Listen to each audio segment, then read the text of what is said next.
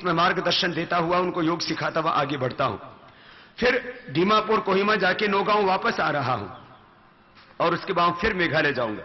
27 तारीख को सुबह नौगांव में रहूंगा और दिल्ली जा रहा हूं। फिर उस दिन हमने भ्रष्टाचार, काला धन और भ्रष्ट व्यवस्थाओं के खिलाफ एक पूरे देश की जनता की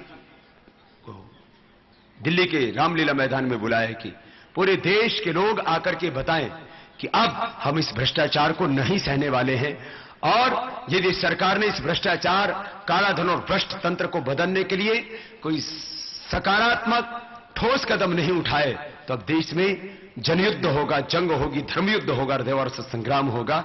और सरकारों को हम इस भ्रष्टाचार को मिटाने के लिए, लूटा हुआ देश का धन वापस लाने के लिए और इस करप्ट पॉलिटिकल सिस्टम को चेंज करने के लिए उसके हम दबाव डालेंगे। और यदि सरकार नहीं मानी तो फिर इस देश में एक नई सरकार बनाने के लिए पूरे देश में मुहिम शुरू करेंगे। तो 27 तारीख को जो मुझसे और अपने वतन से जो प्यार करते हैं और भ्रष्ट, बेईमान और चोर गद्दारों को बता देना चाहते हैं कि बाबा अकेला नहीं है, इस साथ में पूरा देश, इस अभियान में पूरा देश साथ में खड़ा हुआ है। स्वामी रामदेव के 2 हाथ नहीं, आज लाखों करोड़ों हाथ मेरे साथ में हैं और वो अलग अलग जगहों पर तो हैं, दिल्ली में भी। मैं कहता हूं थोड़ा कष्ट जरूर होगा। पूरे हिंदुस्तान के लोग जो भी 27 तारीख को पहुंच सकते हैं, अरे जब भारत माता संकट में हो, भ्रष्ट, बेईमान, चौर धंधे उसको नौच नौच के खा रहे हो, तो राष्ट्र हित को सर्वोपरि और राष्ट्र धर्म को सर्वोपरि मान करके थोड़ा कष्ट सह लेना। मैं भी तो कष्ट सहता हूं। आज यहां पहुंचा हूं तो 50,000 किलोमीटर से ज्यादा की यात्रा करके आया हूं और 2 लाख किलोमीटर चलने वाला हूं। बिना विश्राम के, बिना किसी स्वार्थ के, पूरी ताकत लगा करके इस अभियान में लगा हूं कि मुझे अपने देश वासियों को ताकतवर बनाना है और देश को भी ताकतवर और शक्तिशाली बनाना है। एक तरफ देश में परम वैभव और दूसरी तरफ देश में परम शांति, एक तरफ देश की आध्यात्मिक उन्नति हो और दूसरी तरफ इस देश में आर्थिक समृद्धि भी आए, और वो तब आ सकती है जब भ्रष्टाचार और काला धन खत्म हो। भाई बहनों, जितने 400 लाख करोड़ रुपए लूट का मिलेगा, हिंदुस्तान में कोई गरीब नहीं रहेगा, कोई अनपढ़ नहीं रहेगा, कोई भूखा नहीं सोएगा, कोई बेरोजगार नहीं रहेगा। 400 लाख करोड़ रुपए तो इतना है, ये भारत की अर्थव्यवस्था में आएगा तो अमेरिका से भी ज्यादा शक्तिशाली भारत बन जाएगा। इतना पैसा है तो क्यों नहीं मिलना चाहिए देश का धन? कोई भीख नहीं मांग रहे हम तो अपना अधिकार मांग रहे हैं। तो मैंने कहा जो मुझसे और इस वतन से, मां भारती से प्यार करते हैं और इस पूरे अनुष्ठान को जो ताकत देना चाहते हैं और ये बता देना चाहते हैं कि बाबा अकेला नहीं है, उसके साथ लाखों नहीं करोड़ों हाथ उसके साथ है, तो थोड़ा सा कष्ट सह लेना। पूरे देश के लोगों से मैं कह रहा हूं। लेकिन 27 तारीख को 1 बजे से रामलीला मैदान में जो हमने कार्यक्रम रखा, उसके बाद में महामहिम राष्ट्रपति को हम ज्ञापन सौंप रहे हैं। ये जो आपसे हस्ताक्षर करवा रहे हैं ना पूरे देश भर में, ये हस्ताक्षरों की प्रतियां फिर महामहिम राष्ट्रपति जी को सौंप रहे हैं हम। 5:30 बजे उन्होंने मिलने का वक्त दिया है, क्योंकि संवैधानिक पदों पर बैठे जब लोग अपना कर्तव्य पूरा नहीं निभाते हैं तो राष्ट्रपति हस्तक्षेप कर सकते हैं। उनको हम ज्ञापन दे रहे हैं और हमें पूरी उम्मीद है कि या तो वर्तमान सरकारें सुधर जाएंगी और यदि नहीं सुधरी तो ये सरकारें उतर जाएंगी। दोनों में से एक काम तो होगा। चलो भस्त्रिका कपालभाति बाह्य प्राणायाम पूरा हो गया, उज्जाई कराते हैं।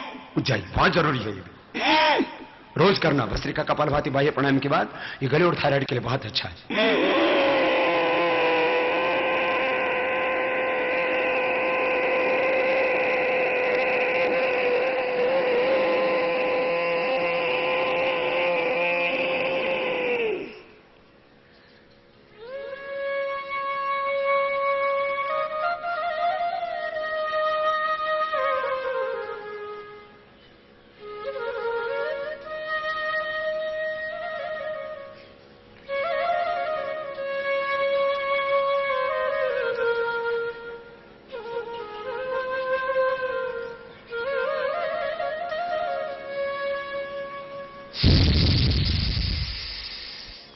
गले को टाइट करके सांस को भरना, अंदर भरते समय साउंड होगा, बहुत जरूरी है। किसके लिए? जिनको गले में खराश रहती, बार बार गला खराब हो जाता, थ्रोट इन्फेक्शन जिनको बार बार होता, चेस्ट इन्फेक्शन, दूसरा, जो बच्चे तुतला करके हकला करके बोलते हैं, स्टमरिंग जिसको कहा जाता है। तीसरा, जिनको थायराइड की प्रॉब्लम है। चौथा, जो स्नो रात को खर्राटे लेते हैं। और पांचवा, जो रात को सोते सोते श्वास जिनके रुक जाते हैं, उनके लिए कपालभाति और ऊंचाई बहुत जरूरी है। ये थायराइड का पॉइंट भी दबा लेना। इशारा को प्रेशर पहले अंगुली, दूसरी अंगुली के नीचे, आंख का पॉइंट यहाँ, कान का पॉइंट यहाँ, हार्ट का, या फिर शुगर का यहाँ, डायबिटीज का, या फेफड़े का, यहाँ हाथों का, यहाँ थायराइड का ये पॉइंट है। ये स्ट्रेस के लिए पॉइंट है, ये कमर के लिए पॉइंट है। ये को प्रेशर बताते हैं ना। करो ऊंचाई।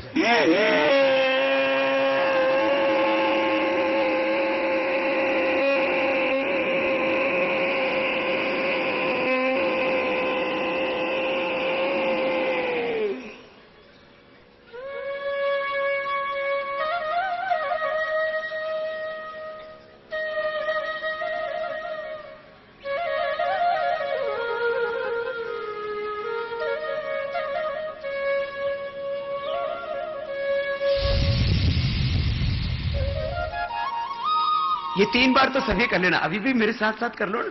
मुझे कोई थायराइड थोड़ी है, मैं भी तो कर रहा हूं। ये योग जो अपने को बीमार होने से बचाता भी है ना।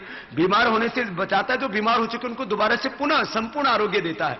और ये जीवन पद्धति, चिकित्सा पद्धति होने के साथ साथ साधना पद्धति भी है। योगाभ्यास करते करते हमको शक्ति मिलेगी, शांति मिलेगी, मुक्ति मिलेगी, तृप्ति मिलेगी, आनंद मिलेगा।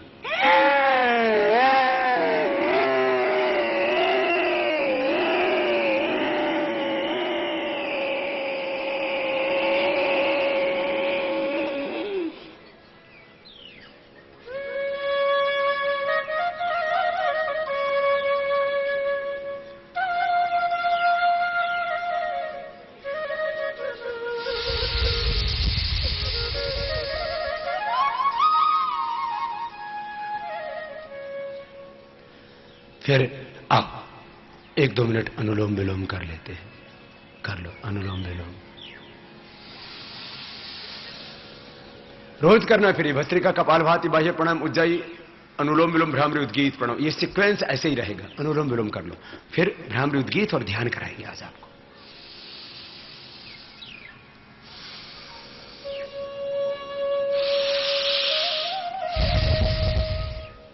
ये 8 प्राणायामों से पूरा रूपांतरण होता है हमारा, पुनर्जन्म होता है।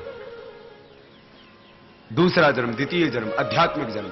हमें अपना भी पुनर्जन्म करना है और भारतीय राजनीति का पुनर्जन्म करना है। आदर्श जीवन, आदर्श परिवार, आदर्श समाज, आदर्श शासन व्यवस्था, आदर्श राष्ट्र का निर्माण करना है।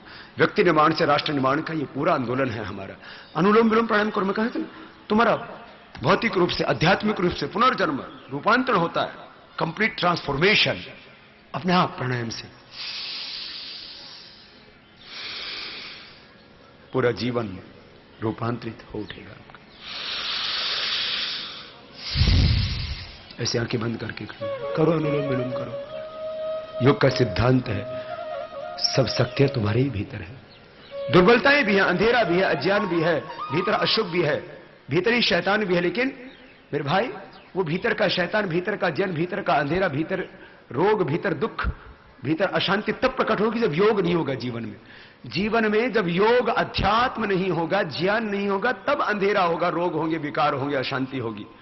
जब ज्ञान पूर्वक तुम योग का अभ्यास करोगे, तब आरोग्य मिलेगा, शक्ति मिलेगी, शांति मिलेगी, ज्ञान मिलेगा, भीतर से भगवान मिलेगा, मुक्ति मिलेगी, तृप्ति मिलेगी, आनंद मिलेगा। अनुलोम विलोम करो, करो करो करो, 2-3 मिनट तो कर लो।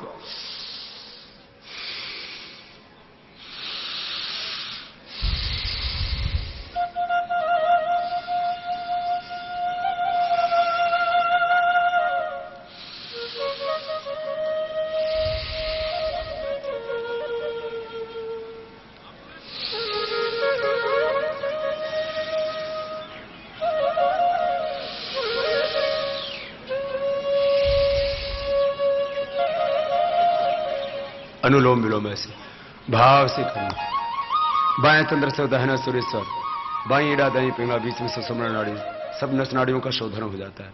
मूलाधार से सहस्रार्थ तक देह देवालय शिवालय बन जाता है। यही काशी, यही मथुरा, यही अयोध्या, यही कैलाश मानसरोवर। योगाभ्यास से मूलाधार से सहस्रार्थ तक अष्टचक्र, 9 द्वार इसमें जाग शुद्ध हो जाते हैं। देह देवालय शिवालय बन जाता है। यही कैलाश यही मन के सरोवर में शिव मिलते हैं, तीसरा ज्ञान का चक्षु खुल जाता है। सब कुछ भीतर है। योग से अतीन्द्रिय शक्ति, अतीन्द्रिय ज्ञान की प्राप्ति होती है। बहुत कुछ अंदर से मिलता है। आओ, पहले उंगली माथे पर रखो, अब शेष 3 उंगली आंखों पर। शेष स्ट्रेस के लिए, तनाव के लिए, सब रोगों के लिए, शक्ति के लिए, शांति के लिए। देखना, करते करते मन को शांति मिलेगी, अंदर से शक्ति मिलेगी, तृप्ति मिलेगी, आनंद मिलेगा।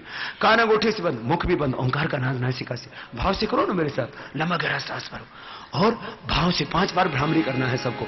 अभी करते करते देखना, हाँ, आप सब कुछ सुध बुध भूल जाएंगे और भीतर से शक्ति पाएंगे, आनंद पाएंगे, तृप्ति पाएंगे। अरे हम शरीर, इंद्रिया, मन नहीं, हम तो आत्म तत्व हैं, अमृत पुत्र हैं, आनंदमय है, ज्योतिर्मय है, तेजोमय है, शांति में। यही हमारा स्वभाव है, स्वरूप है, स्वधर्म है।